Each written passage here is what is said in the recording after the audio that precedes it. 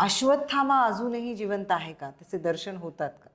हे खरं आहे? हो, खरं आहे. कारण की म्हटलं जातं की अश्वत्थामांचे म्हणजे वेगवेगळे क्षेत्र सांगितली जातात की कधी ते नर्मदा किनारी दिसतात किंवा कधी ते कोणत्यातरी अरण्यात दिसतात. पण माझा असा अनुभव आहे की मला हिमालयात माझ्या पहिल्या फेरीपासून मला तेल किंवा तूप ठेवायला सांगितलं गेलेलं आहे आणि ते त्यांच्यासाठी. कारण की पहिल्या भेटीत तर त्यांनी ते मागून घेतलं की म्हणजे ध्यानामध्ये त्यांचं हे झालं की ठेवायचं आहे. आणि तो प्रसंगही छान आहे की तेव्हा मी एका आश्रमात आम्ही राहिलो होतो, म्हणजे पहिली वेळ 2015 मधली. आणि तेव्हा नुकताच भूकंप झालेला आणि नेपाळकडचा वगैरे परिसरात खूप नुकसान झालेलं.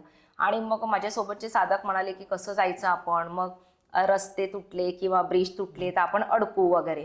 तर मी म्हटलं की तुम्हाला नसेल यायचं तर नका येऊ, मी मात्र जाईन. कारण की काही झालं तर ठीक आहे ना, हिमालयातच म्हटलं. म्हटलं मला त्याची काही भीती नाही, मी जाईन. मग हळूहळू सगळ्यांचाच जरा धीर हे झाला आणि यायला लागले, सगळे तयार झाले.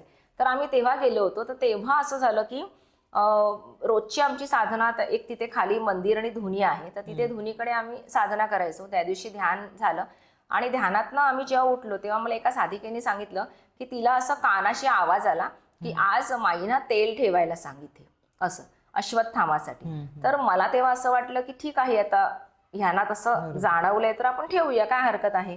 असं कुठलं काय वेगळं कठीण काम सांगितले, तेलच तर ठेवायचं आहे. आणि मग तिथेच असं एक मातीचं वाडगा होता, तर त्याच्यामध्ये मी ते तेल भरलं, तिथे होतं ते, आणि धुनीकडे ठेवून दिलं. आणि मी म्हटलं की ठीक आहे, आता बघूया, हे म्हणजे कळेल आपल्याला सकाळी की हे तेल कुठे जातं काय. आणि मंदिराची चावी आमच्याचकडे होती. आम्ही मंदिर बंद केलं 11 वाजता, निघून गेलो. रात्री मला सारखा विचार येत होता की काय झालं असेल, काय झालं असेल, आपण तेल आत ठेवलंय, बाहेर तर सगळे दरवाजे बंद आहेत, कसं काय कोण जाऊन तेल घेणार वगैरे. आणि मी म्हटलं ठीक आहे, आपण सकाळी बघूया. सकाळी 5 वाजता मंदिर उघडल्यानंतर मी सगळ्यात पहिले त्या धुनीकडे गेले. म्हटलं बघूया काय झालं. तेव्हा ते तेलाचं भांडं अर्ध झालेलं होतं.